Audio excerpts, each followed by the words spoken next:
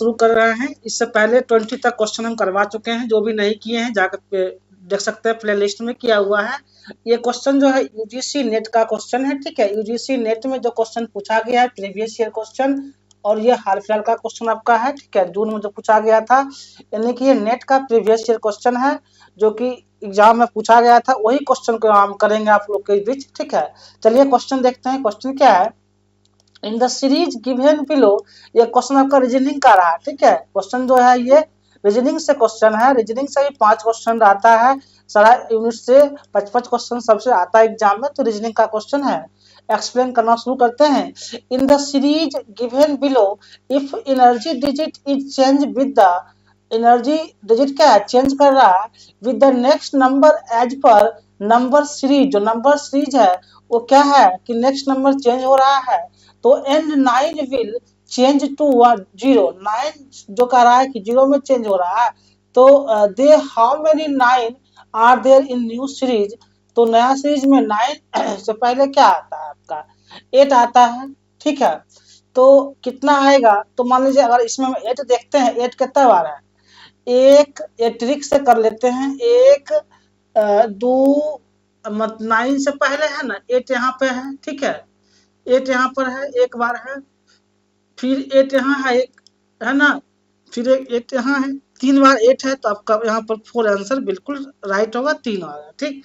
हिंदी में देखते हैं, हिंदी में क्या है, निम्न श्रृंखला में यदि प्रत्येक अंक डिजिट को अंक श्रृंखला के अनुसार अगली संख्या के साथ बदल दिया जाता है, ठीक है, तो बदल दिया जाए तो, और 9 बदलकर 0 हो जाए, 9 जो है 0 हो जाए, तो नई श्रृंखला कितने 9 होंगे, तो नई श्रृंखला में कितने 9 होंगे, ये बात कहा जा रहा, बताइए कि 9 कितने होंगे नई श्रृंखला में। तो मान लीजिए 8 से पहले अगर देखते हैं तो एक ये हुआ, ठीक है आपका, और ये एक ये हुआ, और एक ये हुआ, यानी कि 3 होगा यहाँ पे आपका आंसर, यानी कि 4 बिल्कुल सही आंसर आएगा, 3 होगा, ठीक है। जो नया श्रृंखला में कितने 9 होंगे पूछ रहा है ना, तो नया श्रृंखला 9 बदलकर 0 हो जाए, क्या करा, 9 बदलकर 0 हो जाए, तो नई श्रृंखला में कितने 9 होंगे, तो जो नया श्रृंखला बनेगा इसका सीरीज, उसमें 3 9 होंगे। या 8 सीरीज को देखेंगे तो आप देखिए 8 से पहले एक यहाँ 9 है, एक ये होगा, एक एक 2 2 एक 3, ठीक है, 3 आपका यहाँ पर राइट आंसर आएगा श्रृंखला के अकॉर्डिंग। चलिए नेक्स्ट आते हैं। 22 नंबर क्वेश्चन क्या है, if in a certain code language dream, ठीक है, ड्रीम को ये लिखा जाता है, तो यहाँ पर ड्रीम कर लेते हैं, ये भी आपका रीजनिंग से क्वेश्चन रहा, DREAM,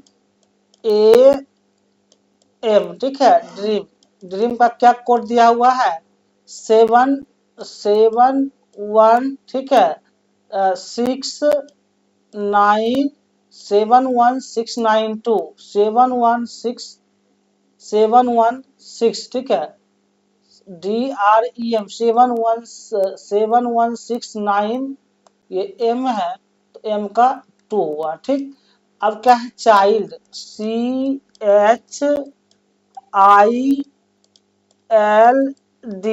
चाइल्ड हुआ, चाइल्ड को क्या कोड करा गया है, C का 8, H का 5, J का I का 4, ठीक है, ये I हो गया, I का 4, और यहाँ L का 3 और D का 7, ठीक है, ये कोड रहा।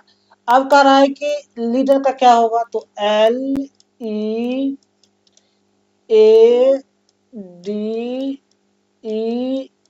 लीडर। देखिए इसमें कॉमन हमको सबसे पहले देखना है कॉमन कोड क्या है, तो यहाँ D का 7 क्या है, कॉमन कोड है ना, यहाँ भी D का क्या है 7 है, ये कॉमन कोड हो गया, तो यहाँ D का हम पहले 7 कर लेंगे, ठीक है, एक कॉमन कोड दर्शा दिया गया, हाँ हुआ। और बाद L, तो L क्या है, L 3 है, E का क्या है, E का 6 है ना, E का 6 है, उसके बाद E का 6 हो गया, A का कितना किया हुआ है कोड, A का 9 है, 9 हो गया, E का कितना हो गया आपका, देखे E का 6 हो गया, और R का कितना है, R का 1 हुआ ना, तो इसका 369 761, 36 देखते हैं किसमें आता है। 3697 पहले ऑप्शन आ गया तो आगे बढ़ने की जरूरत नहीं है, यानी कि इसका फर्स्ट ऑप्शन सही है।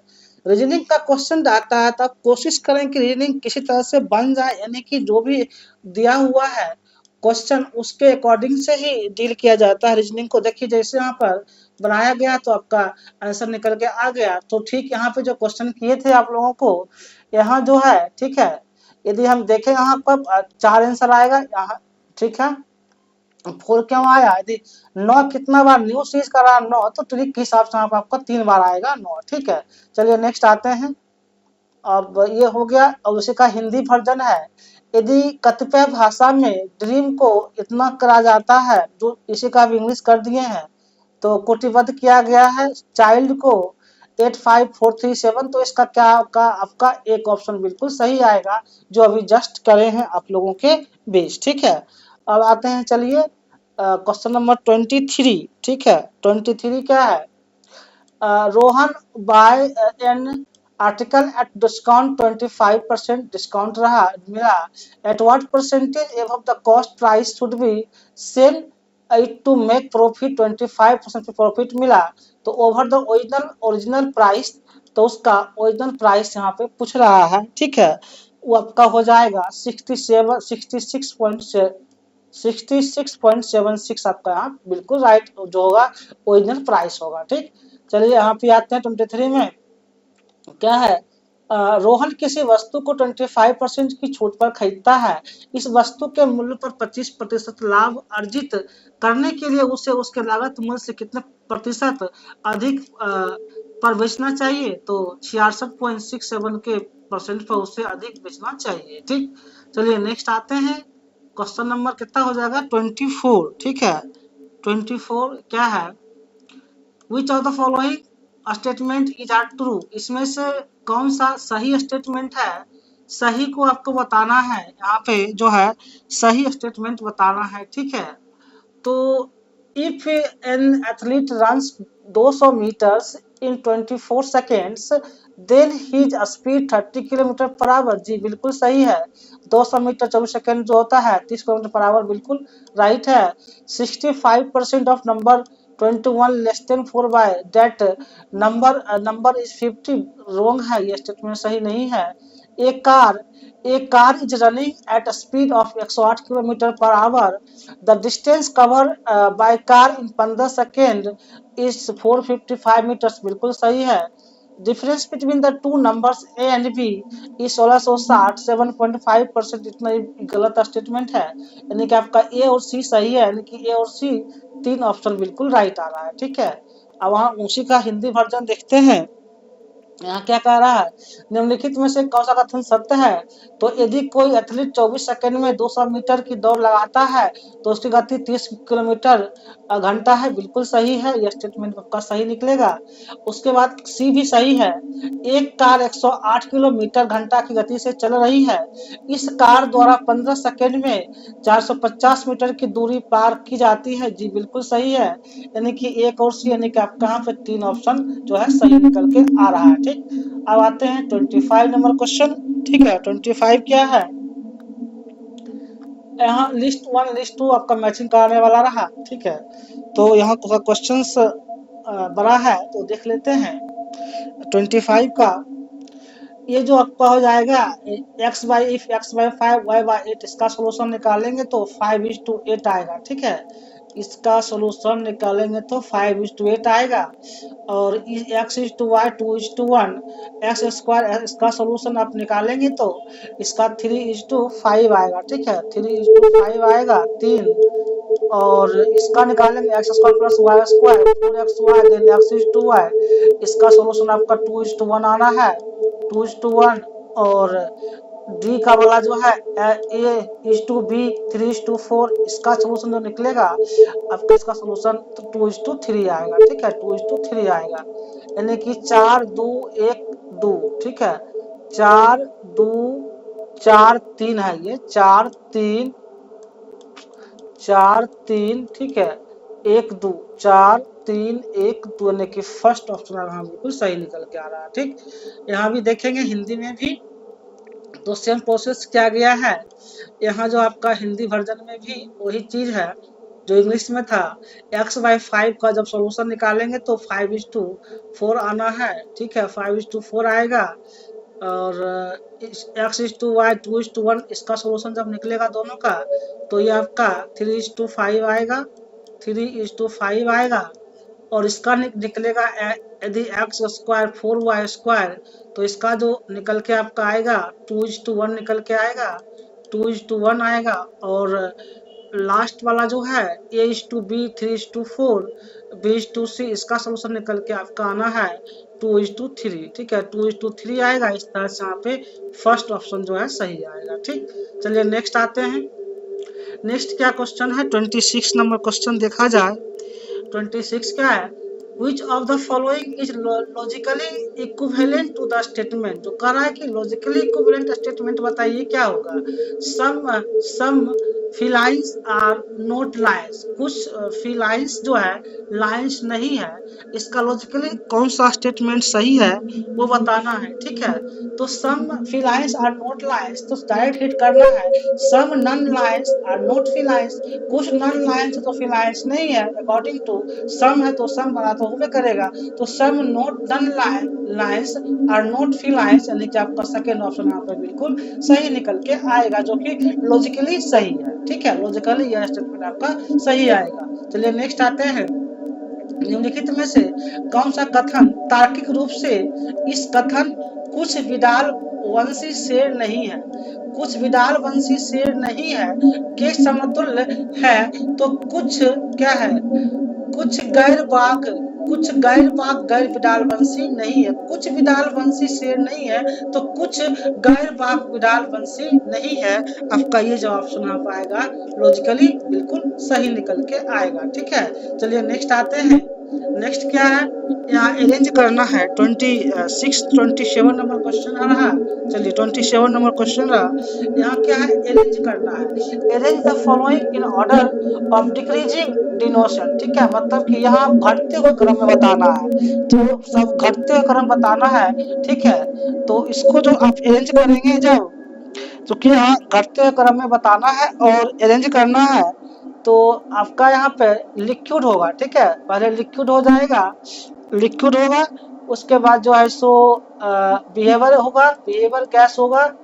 ठीक है, उसके बाद जो है सो आपका कार्बोनेटेड ड्रिंक्स होगा। ठीक है, कार्बोनेटेड ड्रिंक्स होगा और लास्ट में कोला फीज होगा, कोला फीज होगा, यानी कि DBAC आपका यहाँ पे 4 ऑप्शन बिल्कुल सही निकलेगा, DBAC सही होगा। ठीक, चलिए नेक्स्ट आते हैं।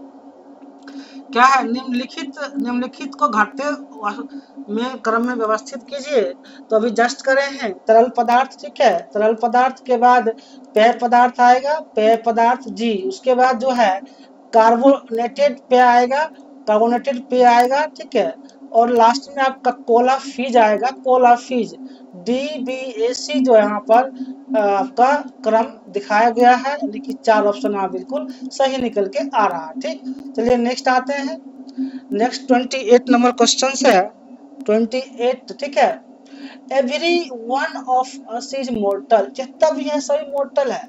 Therefore, it is obvious that someday the human race will disappear from Earth. Identify the logical fallacy committed in the above statement. भाई logical fallacy क्या होगा, जब every one of us mortal है, तो यह किस टाइप के फैल्सी को आइडेंटिफाई करता है, ये बताना है आपको कि किस प्रकार के फैल्सी को ये आइडेंटिफाई करता है। तो फैल्सी ऑफ कंपोजिशन क्या करता है, फैल्सी ऑफ कंपोजिशन को ये जो है आइडेंटिफाई करता है। ठीक है, चलिए नेक्स्ट आते हैं। क्या है, हम में से प्रत्येक व्यक्ति नश्वर है, हम में से प्रत्येक व्यक्ति नश्वर है, इसलिए यह स्पष्ट है कि किसी दिन मानव जाति पृथ्वी से लुप्त हो जाएगी। जब सब नश्वर है तो ऐसा माना जाता है किसी दिन पृथ्वी जो है विलुप्त तो समाप्त हो जाएगी, लुप्त हो जाएगी। उपयुक्त कथन में किए गए तर्क दोष की पहचान कीजिए। तो यह जो संग्रह तर्क दोष होगा, क्या होगा आपका, ये संग्रह तर्क दोष होगा, जो सभी नश्वर है, कभी न कभी पृथ्वी भी समाप्त हो जाएगी, ऐसा माना जाता है। तो ये किस प्रकार का दोष में आएगा, यह संग्रह तर्क दोष आता है। ठीक है, चलिए नेक्स्ट आते हैं 29 नंबर क्वेश्चन। 29 क्या है, which of the following propositions are so related, जो propositions है भाई, propositions are so related, हाँ हो गया इसका हिंदी वर्जन भी और इंग्लिश वर्जन दोनों हो गया, चलिए ठीक है। 29 नंबर क्वेश्चंस क्या है, एक मिनट, हाँ चलिए 29 नंबर क्वेश्चंस में करते हैं। तो which of the following propositions are so related that if one of them is true, इसमें से एक सही है, the number of the other must be false, दूसरा फॉल्स होगा, तो ऑल दो दे कैन बोथ भी फॉल्स, तो बोथ भी फॉल्स होगा। इसमें आपको करेक्ट बताना है कि कह रहा है कि पहले सही होगा, फिर हो सब फॉल्स होगा, फिर सही भी हो सकता है, फॉल्स भी हो सकता है, तो they can both false, they can true. तो इस चीज को आपको पर चयन करना है, इसमें कौन सही है कौन गलत है। ठीक है, जैसे क्या है, ऑल नोवेल्स आर बुक, ठीक है, ऑल नोवेल्स आर बुक, देखिए सही है, ऑल नोवेल्स आर बुक क्या है, जितना भी नोवेल्स है सब बुक है, सब नोवेल्स आर, इसके सजेस्ट में इसको सजेस्ट नहीं करेगा। ठीक है, नोट बुक्स नहीं होगा, नो नोवेल्स आर बुक्स, ये बिल्कुल सही है, नो नोवेल्स आर बुक होगा, सब नोवेल्स आर बुक्स ये गलत है। यानी क्या ए और सी ऑप्शन सही रहा आपका, यानी कि 3 ऑप्शन रहा। क्यों ऐसा हुआ, क्योंकि ऑल जब सभी बुक्स नॉवेल्स है, नॉवेल सब बुक है, तो नो नॉवेल्स कोई बुक नॉवेल्स नहीं होगा। अकॉर्डिंग टू योर क्वेश्चंस कि if one of them true other must be false, other false होगा, एगो सही है दूसरा फॉल्स है, क्लियर हो गया आपका, ए और सी ऑप्शन, यानी कि सी ऑप्शन बिल्कुल राइट है। चलिए नेक्स्ट आते हैं, इसका हिंदी वर्जन क्या है कि निम्नलिखित में से कौन सी प्रतिज्ञाप्तियां इस प्रकार संबंधित है कि यदि इनमें से एक सत्य है तो अन्य असत्य होनी चाहिए, यदि एगो सही है दूसरा गलत व असत्य होना चाहिए, यद्यपि दोनों सत्य हो सकती है, ये दोनों सत्य भी हो सकती है। सभी उपन्यास पुस्तक, जितना भी उपन्यास है सब क्या है, पुस्तक है, तो कुछ उपन्यास पुस्तक नहीं है जी, नहीं होगा ही नहीं है, कोई भी उपन्यास पुस्तक नहीं है। जब सभी उपन्यास पुस्तक है तो इसका उल्टा क्या होगा, कोई भी उपन्यास पुस्तक नहीं है, कोई भी उपन्यास पुस्तक नहीं है, यहाँ बिल्कुल सही आपका निकल के आएगा, यानी कि ए और सी जो है सही होगा आपका, यहाँ 3 ऑप्शन जो है सही होगा। ठीक है, चलिए नेक्स्ट आते हैं 30 नंबर क्वेश्चन की ओर। 30 क्या है कि हाँ, which of the following arguments is fallacious according to classical Indian school of logic, आपको यहाँ जो भी बताना है according to Indian school of logic के अनुसार नया। ठीक है, because it is based on conditional स्पोडिका कॉन्कोमिटेंस व्याप्ति। ठीक है, इसके अकॉर्डिंग आपको जो यहाँ पे है बताना है कौन सा ऑप्शन होगा। ठीक है, तो इसमें जो है आपका wherever there is free there is smoke, ये आपका बिल्कुल राइट आंसर होगा, यानी कि 4 ऑप्शन यहाँ पे आपका सही होगा कि where there is कंडीशनल भी लगा हुआ है और व्याप्ति भी है, तो उस कंडीशन में जो है wherever there is free where क्या है, wherever there is fire there is smoke, fire है तो क्या है, स्मोक है, यही होगा ना, आग जल रहा है तो धुआं होगा। ठीक है, चलिए नेक्स्ट आते हैं हिंदी वर्जन। निम्नलिखित में से कौन सी युक्ति क्लासिकी भारतीय न्याय मत के अनुसार तर्क दोषपूर्ण है, क्योंकि यह क्या है, सोपाधिक व्याप्ति पर आधारित है। क्या होगा, जहां कहीं अग्नि है वहां धुआं होगा, अग्नि है तब तो धुआं है, अग्नि नहीं है तो धुआं थोड़ी होगा, यही आपका होता है तर्कपूर्ण दोष। ठीक है, तर्कपूर्ण दोष होता है और सोपाधिक व्याप्ति पर होता है। जहां अग्नि है क्या है, जहां अग्नि है वहीं पे धुआं है, जहां धुआं है वहीं अग्नि है, यही बात होगा, यानी कि इस तरह से आपका यहाँ पे 4 ऑप्शन सही निकल के आ रहा है। ठीक, चलिए नेक्स्ट आते हैं 31 नंबर क्वेश्चन क्या है, Which of the following is related to network security, आपको इसमें बताना है कि इसमें नेटवर्क सिक्योरिटी कौन सा है, फायरवॉल, देखिए फायरवॉल क्या होता है आपका, नेटवर्क सिक्योरिटी होता है, ठीक है। फायरवॉल जो होता है नेटवर्क सिक्योरिटी होता है, वर्म नहीं होता है, किलो जस्ट ट्रोजन ये सब वायरस होता नहीं होता है।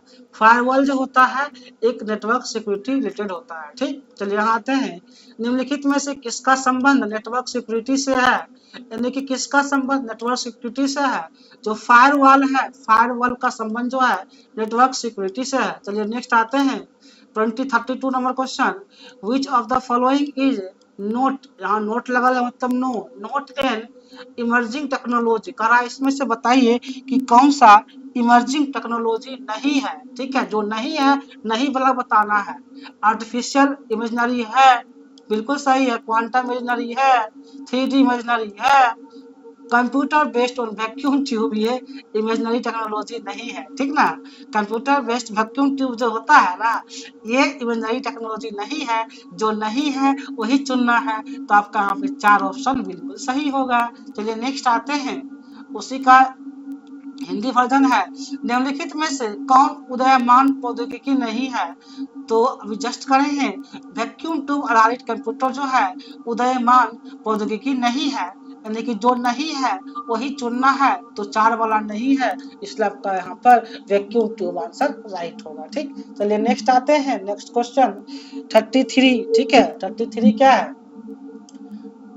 which of the following is correct, correct increasing order of frequency of electromagnetic wave, यानी कि जो फ्रीक्वेंसी होता है इलेक्ट्रोमैग्नेटिक वेव का उसके संबंध में आपको यहाँ पर बढ़ते क्रम में दिखाना है। जो फ्रीक्वेंसी जो इलेक्ट्रोमैग्नेटिक वेव का फ्रीक्वेंसी होता है ना वो बढ़ते क्रम बताना है। Choose the correct answer from option given below, तो बढ़ते क्रम में उस चीज को आपको बताना है कि किस तरह से होगा, ठीक है, किस तरह से होगा, इस चीज को बढ़ते क्रम में जो है सो बताना है। तो देखिए छोटा से बड़ा होगा, सबसे पहले आपका रेडियो वेव आएगा, क्या आएगा, रेडियो वेव सबसे छोटा होगा, ठीक है। उसके बाद होगा माइक्रोवेव, क्या होगा, माइक्रोवेव होगा, ठीक है। रेडियो के बाद आपका माइक्रो होगा, माइक्रो के बाद आपका इंफ्राड होगा, ठीक है, इंफ्राड होगा। इंफ्राड के बाद सबसे ऊपर लाइट वेव, क्या होगा, लाइट वेव होगा, यानी कि DBCA किस ऑप्शन में आया, तो ये आपका एक ऑप्शन है, एक ऑप्शन आपका बिल्कुल सही निकल के आएगा, ठीक है। चलिए नेक्स्ट आते हैं, हिंदी वर्जन है कि निम्नलिखित विद्युत चुंबकीय तरंगों को उनकी फ्रीक्वेंसी के आरोही क्रम में बतावे, उनकी जो फ्रीक्वेंसी है उसको आरोही क्रम में बताइए। तो रेडियो सबसे कम होता है, ठीक है, रेडियो हुआ, फिर आपका माइक्रो तरंगे हो जाएगा, ठीक है, उसके बाद इंफ्रारेड तरंगे हो जाएगा, सबसे ऊपर प्रकाश तरंगे हुआ, ठीक ना। इस तरह से आपका DBCA यहाँ बिल्कुल राइट होता है। तो आपका एक ऑप्शन जो है यहाँ पे सही निकल के आएगा। चलिए नेक्स्ट आते हैं 34 नंबर क्वेश्चन की ओर। 34 क्या कहता है कि which of the following statement are correct, इसमें से कौन सा स्टेटमेंट सही है, जो स्टेटमेंट सही है वही आपको बताना है, ठीक है। हाँ सही वाला बताना है, जो स्टेटमेंट सही है वही बताना है, ठीक है। तो Adobe Acrobat is an example of proprietary product, जी हाँ एडोब एक्रोबेट जो होता है प्रोप्राइटरी प्रोडक्ट होता है, ये बिल्कुल सही है, ठीक है। Microsoft office is an example of commercial operating system, नहीं, माइक्रोसॉफ्ट ऑफिस जो होता है कमर्शियल ऑपरेटिंग सिस्टम नहीं होता है, ये बात गलत है, ठीक। लाइनोलिक्स इज ओपन सोर्स सॉफ्टवेयर, जी हाँ लाइनक्स जो होता है ओपन सोर्स सॉफ्टवेयर होता है, बिल्कुल सही है, ठीक है। ये क्या है, उबंटू है, तो इसको देख लेते हैं क्या है, तो नीचे आ गया है, चलिए ठीक है। हाँ Ubuntu is an example of an operating system, yes Ubuntu जो है ऑपरेटिंग सिस्टम का एग्जाम्पल है, ये बात बिल्कुल सही है। और firmware is an example of mobile operating, जी नहीं फर्मवेयर मोबाइल ऑपरेटिंग सिस्टम नहीं होता है, ये गलत है। इस तरह से आप कहाँ देखते हैं तो ACD सही है, यानी कि आप कहाँ पर चौथा ऑप्शन बिल्कुल सही निकल के आ रहा है, ठीक। चलिए नेक्स्ट आते हैं, नेक्स्ट आपका वही हिंदी वर्जन है, क्या है, निम्नलिखित में से कौन से कथन सत्य हैं, सत्य कथन बताना है। तो सत्य कथन बताना है, जस्ट करें हैं एडोब एक्रोबेट स्वाधिकार उत्पाद एक उदाहरण है, बिल्कुल सही है। माइक्रोसॉफ्ट ऑफिस वाणिज्यिक ऑपरेटिंग सिस्टम का उदाहरण है, जी नहीं, नहीं है उदाहरण। लाइनक्स लाइनक्स एक ओपन सोर्स सॉफ्टवेयर है, जी बिल्कुल सही है। लाइनक्स जो होता है ओपन सोर्स सॉफ्टवेयर है। उबुंटू उबुंटू ऑपरेटिंग सिस्टम का एक उदाहरण है, बिल्कुल सही है। उबुंटू जो होता है ऑपरेटिंग सिस्टम का उदाहरण होता है, इसलिए आपका ये भी सही रहा। फर्मवेयर मोबाइल ऑपरेटिंग सिस्टम का उदाहरण है, जी नहीं, गलत है। यानी कि ए सी डी आपका यहाँ पर 4 ऑप्शन जो है सही निकल के आ रहा है। ठीक, चलिए नेक्स्ट आते हैं। मैच द लिस्ट, आपका मैच कराने वाला क्वेश्चन आ गया कि आप मैच कैसे कराएंगे। तो मैच 1 1 2 मैच करवाएं, करेक्ट ऑप्शन को चूज करें। ठीक है, मैच द फॉलोइंग, यहाँ पर मैच करवाना है आपको। तो Tim Berners Lee, Fred Cohen, Charles Babbage, John von Neumann. देखिए सबसे पहले देखते हैं टिम बर्नर्ली क्या किए थे। ठीक है, तो जो टिम बर्नर्ली आपके हैं वो वर्ल्ड वाइड वेब क्या दिए थे हमको, वर्ल्ड वाइड वेब दिए थे टिम बर्नर्ली। ठीक है, टिम बर्नर्ली। उसके बाद जो है फ्रेड कोहेन वायरस के बारे में बताए थे, वायरस के बारे में। ठीक है, Charles Babbage father of modern computer, सबको पता है चार्ल्स बाबेज के बारे में, मॉडर्न कंप्यूटर के बारे में बताए थे। सी का 3, ठीक है, यानी कि सी का 2 है ना। चार्ल्स बाबेज क्या है, फादर ऑफ कंप्यूटर, सी का 2। देखिए सी का 2 आपका ये निकल का आया। जॉन न्यूमैन क्या है, कंप्यूटर ऑफ आर्किटेक्चर क्या है। अब आर्किटेक्चर इस तरह से आपका यहाँ पर ऑप्शन संख्या ए बिल्कुल सही आ रहा है। ठीक है, यदि मान लीजिए 2 3 तो होना ही नहीं है, सी का 1 सी का 1 हो रहा है, बात चलेगा ए और 1 4 और 1 में। ठीक है, तो मान लीजिए ऐसे भी कट गया। जब टीम्स बर्नर्ली वर्ल्ड वाइड वेब हमको लेके दिए तब 3 4 का तो कोई सवाल ही नहीं उठता है। आपका 3 ऑप्शन बिल्कुल, एक ऑप्शन बिल्कुल यहाँ पे सही निकल के आ रहा है। ठीक है, चलिए अब इसका हिंदी देख लेते हैं। हिंदी क्या है, तो वही है, मैचिंग करवाना है। ठीक ना, टीम बर्नर्ली क्या दिया था, टीम बर्नर्ली www दिया था। ठीक है, www मतलब वर्ल्ड वाइड वेब टीम बर्नर्ली लेके दिए थे। ठीक है, फ्रेड कोहेन क्या, वायरस के बारे में बताए थे फ्रेड सर। चार्ल्स बाबेज आधुनिक कंप्यूटर्स के बारे में। John von Neumann computer architecture के बारे में। ठीक, इस तरह से आपका एक ऑप्शन यहाँ पे बिल्कुल सही निकल के आ रहा है। चलिए नेक्स्ट आते हैं 36 नंबर क्वेश्चन में। 36 क्या है, एज टेम्परेचर इंक्रीजेज, जब टेम्परेचर इंक्रीज हो रहा है ड्यू टू ग्लोबल वार्मिंग, पता है टेम्परेचर बढ़ रहा है तो ग्लोबल वार्मिंग के कारण बढ़ रहा है। द रिलीज ऑफ मिथिलीन में, the release of methane from wetlands, तो मीथेन वेटलैंड में रिलीज होगा। विल इंक्रीज, तो देखिए समस्या तो होगा ना, मतलब ग्लोबल वार्मिंग बढ़ेगा तो मीथेन गैस निकलेगा, वेटलैंड इंक्रीज होगा। तो किसका एग्जाम्पल है, क्या एग्जाम्पल होगा ये। ठीक है, वो बताना है किस टाइप का एग्जाम्पल है। तो ये पॉजिटिव फीडबैक क्या होगा, ये पॉजिटिव फीडबैक होगा जी। ये आपका जो निकल के नेगेटिव फीडबैक नहीं होता है, बहुत पॉजिटिव नेगेटिव नहीं, नाइदर नहीं, पॉजिटिव फीडबैक होता है। क्योंकि अकॉर्डिंग टू योर क्वेश्चन क्या कह रहा है कि टेम्परेचर इंक्रीज हो रहा है तो ग्लोबल वार्मिंग के वजह से इंक्रीज हो रहा है, तो release the of methane from wetland increase करेगा। तो ये पॉजिटिव फीडबैक एक दूसरे से रिलेटेड है। ठीक, चलिए यहाँ पे आते हैं। क्या है, जैसे जैसे तापमान में वृद्धि होती है भूमंडलीय ऊष्मन के कारण आर्द्र भूमि से मीथेन का मोचन बढ़ेगा। यह निम्न में से किसका उदाहरण है, सकारात्मक प्रतिपुष्टि, जी सकारात्मक प्रतिपुष्टि का उदाहरण रहा। चलिए नेक्स्ट आते हैं 37 नंबर क्वेश्चन। 37 क्या है, मैच द लिस्ट 1 लिस्ट 2 को अभी आपको मैच करना है। ठीक है, लिस्ट 1 और लिस्ट 2 को मैच करना है 37 नंबर क्वेश्चन में। तो toxicology, exposure assessment, risk assessment और रिस्क मैनेजमेंट। टॉक्सिकोलॉजी का जो आपका होगा ये हो जाएगा science of effect toxic substance. क्या होता है टॉक्सिकोलॉजी, जो टॉक्सिक इफेक्ट होता है ना वही तो आपका टॉक्सिकोलॉजी हो जाएगा। यानी कि एक यहाँ पे आपका जो है 3 निकल के आ रहा है।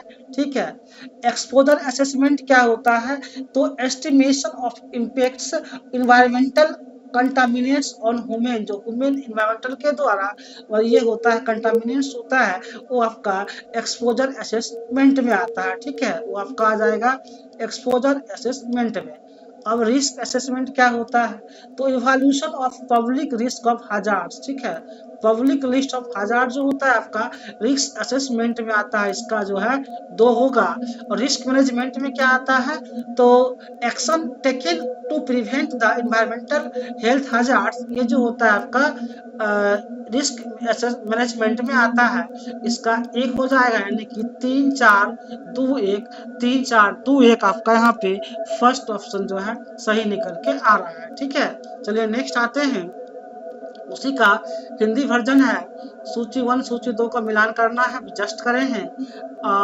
अविष विज्ञान, जो अविष होता है, जो टॉक्सिकोलॉजी होता है, वो आपका विषैले पदार्थों का प्रभाव का विज्ञान को टॉक्सिकोलॉजी कहा जाता है, यानी कि अविष विज्ञान कहा जाता है जी। अविष विज्ञान यानी कि 3 होगा। उदासन आकलन क्या होता है, तो ये मनुष्यों पर पर्यावरणीय प्रदूषण के प्रभाव का प्राकलन होता है जी, ये प्राकलन होता है। जोखिम आकलन क्या होता है, तो संकट के सार्वजनिक जोखिम का मूल्यांकन करना, ये जोखिम आकलन होता है। ठीक है, जोखिम आकलन होता है।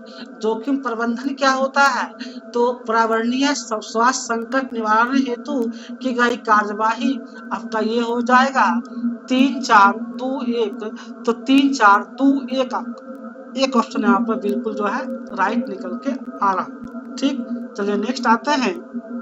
नेक्स्ट क्या है, which of the following our body waves generated during an earthquake, जो अर्थक्वेक जनरेट होता है एक्चुअली बॉडी वेव से, उसमें कौन सा अर्थक्वेक होगा, मतलब वेव होगा, बताना है। Choose the correct answer from the option given below, जो ऑप्शन दिया गया है आपको उसमें जो है चूज करके बताना है। ठीक है, तो उसमें होता है आपका पी वेव होता है, ठीक है, एस वेव होता है, पी वेव होता है, लव वेव नहीं होता है और एलिंग वेव नहीं होता है। यानी कि पी वेव और एस वेव जो होता है अर्थक्वेक में, ये 2 वेव निकलता है। ठीक है, आपका 1 और 2 जो है बिल्कुल यहाँ पे सही आंसर निकल के आएगा। ठीक, चलिए नेक्स्ट आते हैं, उसी का हिंदी वर्जन है।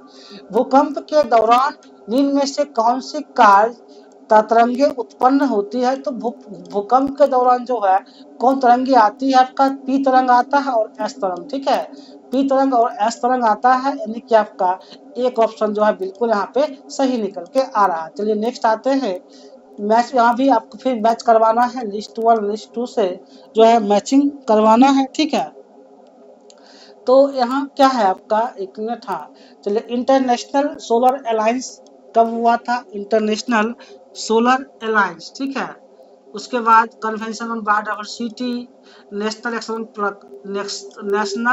Action plan on climate change और काइटो प्रोटोकॉल। ठीक है, तो काइटो प्रोटोकॉल आपका जो हुआ था एक्चुअली वो कब हुआ था, 1997 में हुआ था। ठीक है, ये आपका 1997 में हुआ था। सोलार मिशन कब हुआ था, सोलार मिशन जो है 2015 में फ्रांस और भारत के बीच हुआ, गुरुग्राम में इसका ऑफिस है। ठीक है, इंटरनेशनल सोलार अलायंस 2015 में। ठीक, तो ए का 2 और डी का 1, तो ए का 2 डी का 1 आपका ऑप्शन संख्या क्या आ रहा, 2 आ रहा है ना। उसके बाद यहाँ देख लीजिए बी क्या है, कन्वेंशन ऑन बायोडायवर्सिटी।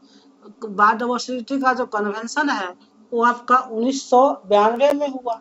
ठीक है, national plan on climate change, इसकी अगर बात करेंगे, ठीक है, तो ये आपका आ जाएगा 2008 आ जाएगा। ठीक, इस तरह से जो आपका ऑप्शन यहाँ निकल के आ रहा है, 2 ऑप्शन बिल्कुल सही है। एग्जाम में भी आप ऐसा ही टेक ओवर करेंगे। देखिए मिलान करने वाला में क्या होता है फायदा, कि आपको अगर 2-3 ऑप्शन में आंसर निकल गया, आपको कोई एक में निकल जाता है तो आपको बेनिफिट मिलता है, ऑप्शन करके आगे निकल सकते हैं, इससे आपको वहाँ पे टाइम सेविंग होता है। चलिए नेक्स्ट आते हैं, उसी का हिंदी वर्जन है। ठीक है, हिंदी वर्जन देख लिया जाए, क्या है सूची, एक मिनट, सूची 1 सूची 2 का सही मिलान करना है। ठीक ना, तो अंतरराष्ट्रीय गठबंधन कब हुआ था, 2015 में हुआ था। ठीक है, जैव विविधता कन्वेंशन, जो जैव विविधता कन्वेंशन है 1992 में। जलवायु परिवर्तन राष्ट्रीय कार्य परियोजना, ये 2008 में। और काइटो प्रोटोकॉल 1997 में जापान। ठीक है, इस तरह से आपका यहाँ पर सेकंड ऑप्शन जो है बिल्कुल सही निकल के आ रहा है। चलिए नेक्स्ट आते हैं, 40 नंबर क्वेश्चन क्या है, तो which of the following components of electromagnetic radiations reach earth as a part of solar radiation, इसमें से कौन ऐसा जो है पार्ट आपका इलेक्ट्रोमैग्नेटिक रेडिएशन तो है लेकिन उसमें ज्यादा होता है सोलर रेडिएशन का पार्ट, उसमें आपको सही आंसर जो है चूज करके बताना है। ठीक है, सही आंसर इसमें क्या होगा, तो गामा रे जी नहीं, उसमें गामा ज्यादा नहीं होता है, एक्स रेज नहीं होता है, हाँ यूवी होता है, अल्ट्रावायलेट रेडिएशंस बिल्कुल ये होगा, विजिबल रेज ये भी होता है और इंफ्रा रेडिएशन ये भी होता है, यानी कि आपका सी डी ई ऑप्शन सही होगा, यानी कि दो ऑप्शन जो है यहाँ बिल्कुल सही निकल के आ रहा है। ठीक, चलिए अब आते हैं 41 नंबर क्वेश्चन, 40 में हिंदी वर्जन में आते हैं,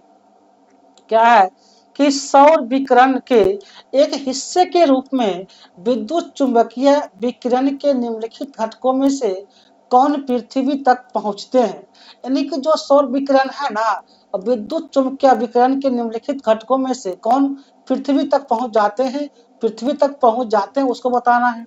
गामा पहुंचते हैं जी नहीं, एक्स किरण पहुंचते हैं नहीं, पहुंचते कौन है आपका, तो प्रावैग्निक विकिरण ये पहुंचते हैं पृथ्वी तक, दृष्टिगोचर किरण ये पहुंचते हैं, अवरक्त इंफ्रारेड विकिरण ये पहुंचते हैं, यानी कि सी डी ई बिल्कुल सही है आपका ऑप्शन, तो यहाँ दो ऑप्शन जो है सही निकल के आ रहा। चलिए नेक्स्ट आते हैं, 41 नंबर क्वेश्चन क्या है, the sustainable development goal which cover life long learning. ठीक है, देखिए एसडीजी, एसडीजी क्या है, सस्टेनेबल डेवलपमेंट गोल। ठीक है, इसमें गोल कितना होता है, इसमें जो गोल है आपका, ठीक है, सस्टेनेबल डेवलपमेंट गोल कितना है अभी एक्सप्लेन कर लेते हैं ताकि आपको एग्जाम में आ जाए तो आप कर सकते हैं। जो गोल है टोटल गोल 17 है, ठीक है, गोल 17 है, और टारगेट, टारगेट क्या है इसमें, जो टारगेट है टोटल टारगेट 169 है। ठीक है, टोटल टारगेट 169 है, 17 गोल है। अभी एसडीजी ही चल रहा है, इसका ईयर पूछेगा तो 2015 से 2030 तक जो है एसडीजी ही चलेगा, इसका ईयर पीरियड काल ये होता है एसडीजी का।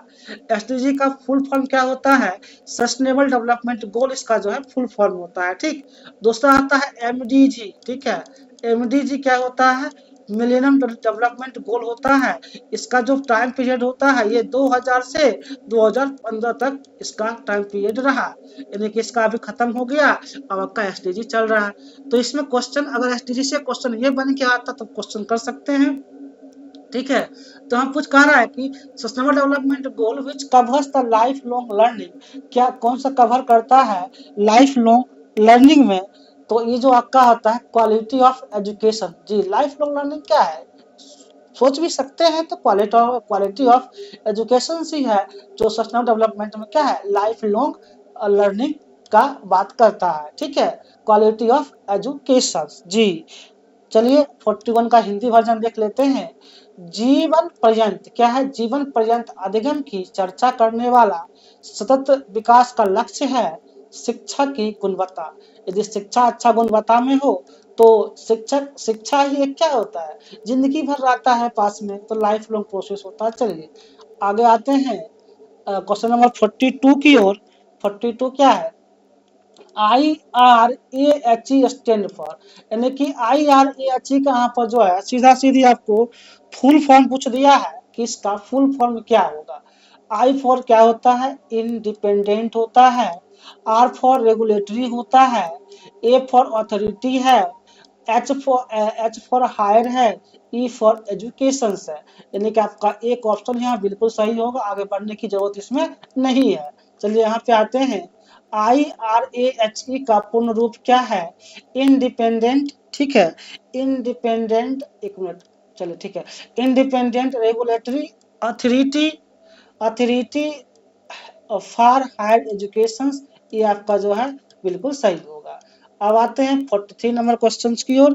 43 क्या है कि arrange the following commissions and organizations chronologically according to their year of establishment, यानी कि आपको अरेंज करना है कमीशन और कमीशंस या ऑर्गेनाइजेशन जो दिया हुआ है ईयर के हिसाब से बताना है, बाद और पहले कौन सा ईयर आया, चूज द करेक्ट ऑप्शन, इसके हिसाब से आपको यहाँ पे जो है बताना होगा। ठीक, तो सबसे पहले क्या है, UGC university education, all India council technical और एजुकेशन कमीशन। तो इसको क्रोनोलॉजिकली आपको अरेंज करके क्लियर करना है। ठीक है, तो यहाँ पे ऑल इंडिया काउंसिल एजुकेशन, ठीक है, ये आएगा। उसके बाद जो है आपका, उसके बाद यूनिवर्सिटी एजुकेशन कमीशन आएगा। ठीक है, यूनिवर्सिटी एजुकेशन कमीशन, फिर जो है यूजीसी आएगा। ठीक है, यूजीसी आप डेट देख लेंगे इसका, लास्ट में एजुकेशन कमीशन आएगा, यानी कि CBD आपका हाँ बिल्कुल सही आएगा। ठीक है, आप इसका एक बार डेट देख लेंगे, क्योंकि कब डेट भी एग्जाम में डायरेक्ट पूछेगा तो हिट करेगा डेट, इसलिए आप डेट देख लेंगे। इसका जो है CBAD होगा, सेकंड ऑप्शन बिल्कुल सही होगा। चलिए नेक्स्ट आते हैं, क्या है, निम्नलिखित भारतीय संस्थाओं आयोगों को उनकी स्थापना के वर्ष के अनुसार कालानुक्रम में व्यवस्थित कीजिए। ठीक है, यानी कि उसके अनुसार, तो यहाँ पे अखिल भारतीय तकनीकी पहले आएगा, फिर जो आपका आएगा विश्वविद्यालय शिक्षा आयोग आ जाएगा। ठीक है, उसके बाद आएगा विश्वविद्यालय अनुदान आयोग आएगा। ठीक ना, और सबसे लास्ट में शिक्षा आयोग आएगा जो बाद में आया, CBAD आपका सेकेंड ऑप्शन जो है बिल्कुल यहाँ पे सही आएगा।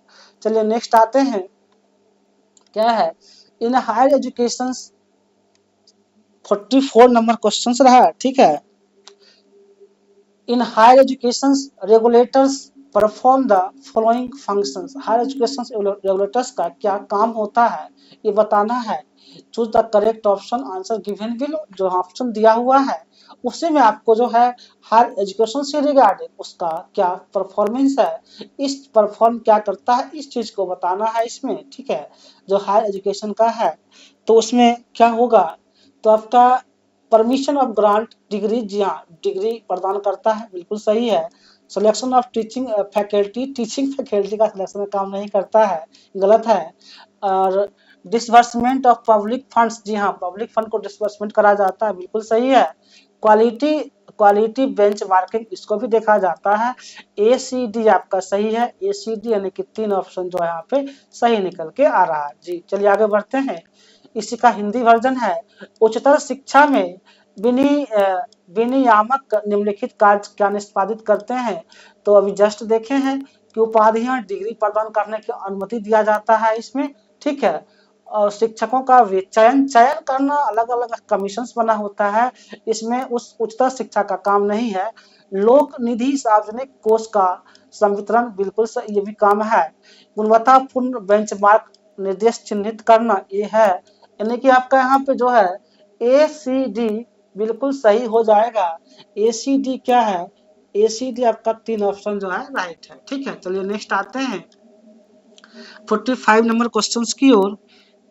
45 यहाँ फिर मैचिंग वाला क्वेश्चन रहा आपका कि सोशल वैल्यू क्या है, स्पिरिचुअल वैल्यू क्या है, कल्चर वैल्यू और यूनिवर्सल वैल्यू। ठीक है, ये वैल्यू एजुकेशन हो गया, ये आपका डिस्क्रिप्शन हो गया कि कौन सा वैल्यू एजुकेशन है, और डिस्क्रिप्शन है उसमें आपको जो है चूज करके बताना है। तो सोशल वैल्यू क्या होता है, to keep mind calm and awakened, जो होता है आपका ये सोशल वैल्यू होता है। ठीक है, उसके बाद जो है ये नहीं होगा, एक मिनट इसको जो है थोड़ा सा करेक्शन कर देते हैं, यहाँ पे ये नहीं होगा। चलिए क्या है आपका यहाँ पे सोशल वैल्यू ऑफ एजुकेशन, इसका जो होगा make people better and more responsible citizens, यही होता है ना सोशल वैल्यू, सामाजिक वैल्यू हेल्प करना, तो make people better more responsible, इसका आपका जो है यहाँ पे 3 होगा। ठीक ना, स्पिरिचुअल वैल्यू क्या होता है, to keep mind calm and awaken, जो माइंड को अपने कंट्रोल्स में रखे, ये क्या होता है, स्पिरिचुअल वैल्यू होता है। ठीक ना, ये स्पिरिचुअल वैल्यू हो जाता है। उसके बाद कल्चरल वैल्यू जो होता है वो क्या होता है, aware of the diversity, deals with norms and society को डील्स कहा जाता है।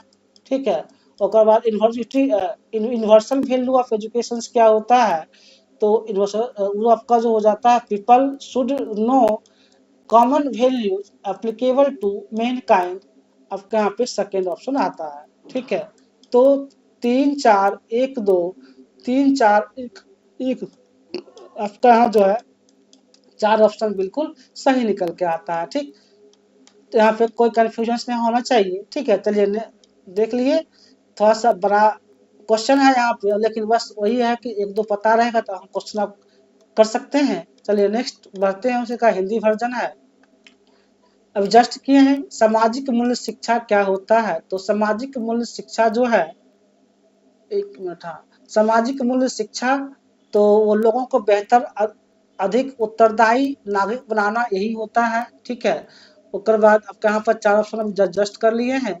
आध्यात्मिक मूल्य शिक्षा क्या है? आध्यात्मिक मूल्य शिक्षा जो होता है मन को शांत रखना और जागृत रखना, ये आध्यात्मिक होता है, मन को शांत रखना और जागृत रखना। ठीक है, यहाँ पे 3 होगा, यहाँ पे जो है ये 4 मन को शांति वाला होगा। सांस्कृतिक मूल्य शिक्षा क्या होता है? समाज की विधिवता विविधता, कार्य व्यापार और मानदंडों को जागरूकता रखना, ये जो होता है एक्चुअली सांस्कृतिक हो जाता है जी। ठीक ना। और सार्वभौमिक मूल्य शिक्षा जो होता है लोगों को मानवता पर अनुप्रयुक्त साझे सामान्य मूल्य जानना, ये होता है। यानी कि आपका 3 4 1 2 3 4 1 2 यहाँ पर डी ऑप्शन बिल्कुल सही निकल के आ रहा है। ठीक, चलिए नेक्स्ट आते हैं। अब देखिए आपका ये रहा कॉम्प्रिहेंशन क्वेश्चन। ठीक है, कॉम्प्रिहेंशन बोले या पैसेज बोले, दो बात बराबर है, जो भी बोलते हैं। ये आपका यहाँ पर जो है 5 क्वेश्चन एग्जाम में आता ही है, 5 गुना 2 10 नंबर। यदि आप कॉम्प्रिहेंशन कर लेते हैं तो आपका 10 नंबर जो है श्योर रहता है, सिक्योर रहता है। ठीक है, तो इसको करने के लिए क्या करना होगा? देखिए, इससे पहले जो लेक्चर मेरा देखते होंगे उनको पता होगा कॉम्प्रिहेंशन में क्या करना है। सबसे पहले आप एक बार सरसरी निगाह से इसे पढ़ लें। ठीक है, इसमें क्या लिखा है नहीं लिखा है एक बार पढ़ ले तो आपको पूरा क्लियर हो जाएगा। क्या है? Does more education lead to greater democracy और are more democratic countries better at educating their citizens? A recent NVR paper compared a group of Kenyan girls 69 primary schools whose. तो आप पूरा जब पढ़ेंगे तो आपको इसमें कुछ आइडिया लगेगा। ठीक है, आइडिया लगना है। और कीवर्ड मेन होता है कि जब कंप्रिहेंशन करते हैं तब कीवर्ड जो होता है, इस कीवर्ड्स को नोट कर लेंगे, ताकि आपको एग्जाम में मान लो रफ शीट तो मिलता ही है ना, रफ शीट में नोट कर लेंगे, फिर एक बार क्वेश्चन देख लीजिए। नहीं तो ऐसा भी कर सकते हैं, पहले क्वेश्चन देख लीजिए फिर इसको पढ़िए। आपको जिस तरह से, लेकिन इसका तरीका यही, एक बार जब इसको एकदम कम टाइम में जब पढ़ लेंगे तब फिर क्वेश्चन देखें। क्वेश्चन देखेंगे तो आगे लग जाएगा आपको कहाँ से पॉइंट उठाया है, कहाँ हमको क्वेश्चन करना है। तो इस तरह से आप सबको आइडिया को मिला देंगे तो हाँ जल्दी क्वेश्चन आप टेक ओवर कर सकते हैं। ठीक, अब क्वेश्चन देख लेते हैं। क्या है? The NBER paper selected girls student as sample through the sampling technique. किस सैंपल से NBER को जो पेपर को सिलेक्ट किया जा रहा है वो यहाँ पूछा जा रहा है। ठीक है, तो किस तरह से यहाँ जो है सैंपल को सिलेक्ट किया जा रहा है। तो NBER सैंपल देखिए यहाँ लिखा होगा अभी just, NBER paper compare two group ई Kenyan girls 69 schools or selected to receive a scholar with similar student in the school which receive to financial and previous financial aid। ठीक है, इसका मतलब क्या है? मतलब रेंडमली कर रहा है। ठीक है, मतलब कंटिन्यू कर रहा है ना, यहाँ नहीं लगे प्रॉपर 1 2 कर रहा है। 69 को प्राइमरी स्कूल को ले रहा है, कंटिन्यूअस ले रहा है, तो क्या हो जाएगा आपका रेंडमली हो जाएगा। ठीक है, ये आपका रेंडम हो जाएगा। The NBER paper selected girl student as sample through the random sampling technique को यहाँ पे यूज कर रहा है, जो कि रैंडम सैंपल टेक्निक होगा। ठीक, यहाँ क्या है? अकॉर्डिंग टू प्रीवियस स्टडी, जो प्रीवियस स्टडी भी जस्ट देखे हैं, what lead to high test score. ठीक है, high test score among girls student, तो किसके लिए कर रहा है यहाँ देख लेते हैं। ठीक है, क्या क्वेश्चन आप कर रहा है देखते हैं। According to study what does high test score. ठीक है, हाई टेस्ट स्कोर, तो यहाँ प्राइमरी स्टूडेंट्स रैंडमली, यहाँ देखिए रैंडम लिखा हुआ है ना, उससे पहले वाला क्वेश्चन रैंडमली लिखा हुआ है। हो गया clear? Selected to receive a scholarship, किसके लिए हो रहा है? स्कॉलरशिप के लिए ना, स्कॉलरशिप लिखल है यहाँ पे ना, स्कॉलरशिप, तो डायरेक्ट स्कॉलरशिप मारिए। According to previous study, what lead to higher test score among girls student? Scholarship program. आया समझ में, क्लियर हुआ? यहाँ रेंडम कैसे हुआ? रेंडम ये दिखा और स्कॉलरशिप यहाँ प्रोग्राम दिखा, दोनों ऑप्शन सही निकल के आ गया। ठीक है, अब 48 क्या कह रहा है कि the findings of new study suggested that, ठीक है 48 है, ठीक है 48 नंबर क्वेश्चन क्या कह रहा है कि the findings of the new study suggested that education में make people more interested in, यानी कि जो एजुकेशन में इंटरेस्टेड है पीपल, क्या सजेस्ट करता है नया चीज, उसको आपको जो यहाँ पे बताना है। तो इम्प्रूविंग देयर ओन लाइफ्स, ठीक है, आप जब यहाँ देखेंगे तो आपको मिल जाएगा इम्प्रूविंग ऑन देयर लाइफ्स करके मिलेगा, तो आपका वो आंसर बिल्कुल सही होगा। एजुकेशन है ना, देखिए increase study author affected political attitude, ठीक है। ऑन लाइव्स मिला, ऑन लाइव्स, देखिए देखिए हाँ ठीक है, मिल गया ना। फंडिंग सजेस्टेड दैट एजुकेशन में make people more interested in improving there on lives but they not necessarily, ठीक है, इम्प्रूविंग देयर ऑन लाइव्स। इससे आपको तो क्लियर हो गया होगा। देखिए आपका जो भी है यहाँ जो लिखल है उसी से क्वेश्चन आपको पूछा जा रहा है, तो ये तो क्लियर है, ये सब समझ आ ही रहा होगा। चलिए नेक्स्ट क्वेश्चन की ओर बढ़ते हैं। 49 नंबर क्वेश्चन क्या है?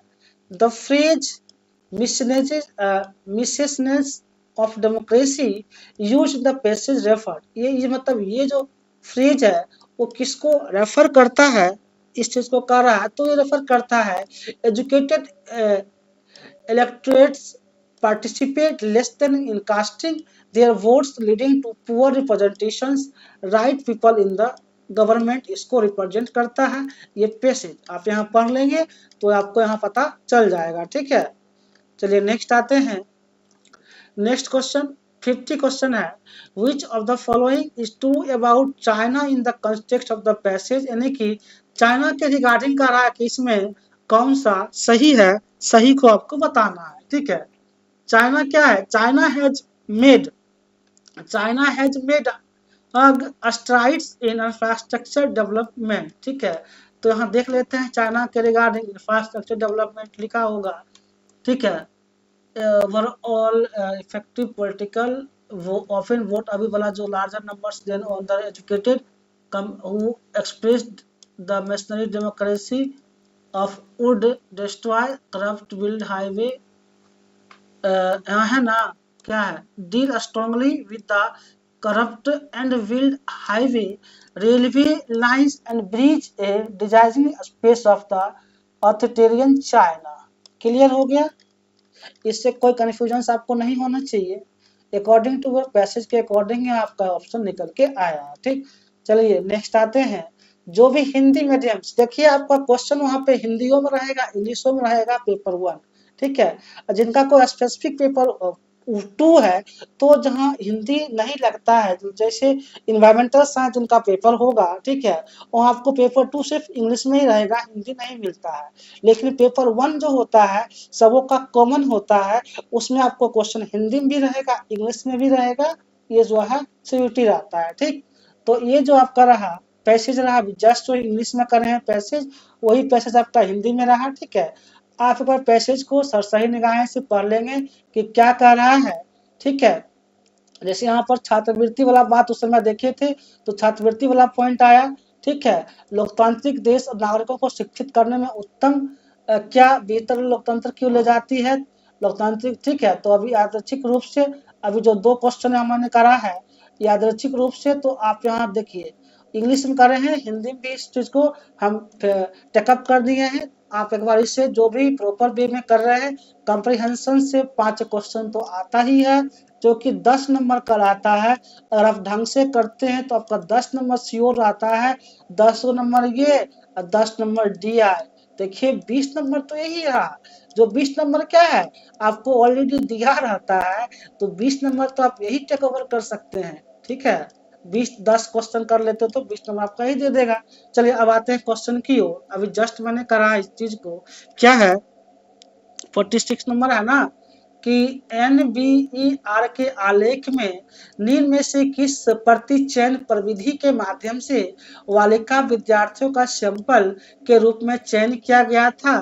तो यादृच्छिक क्या होगा, यादृच्छिक रैंडम होता है इसका, यादृच्छिक। देखिए यहाँ पर देख लेते हैं, है ना कि NBER के एक हॉल के आलेख में छात्रवृत्ति प्राप्त करने के लिए यादृच्छिक रूप से चुने गए 169 प्राथमिक विद्यालयों में कन्याएं लड़कियों के एक समूह को वित्तीय सहायता न पाने वाले विद्यालयों में इसी प्रकार विद्यार्थी की तुलना की गई। क्लियर हुआ ना, कोई कंफ्यूजन कहीं से नहीं होना चाहिए। चलिए नेक्स्ट आते हैं।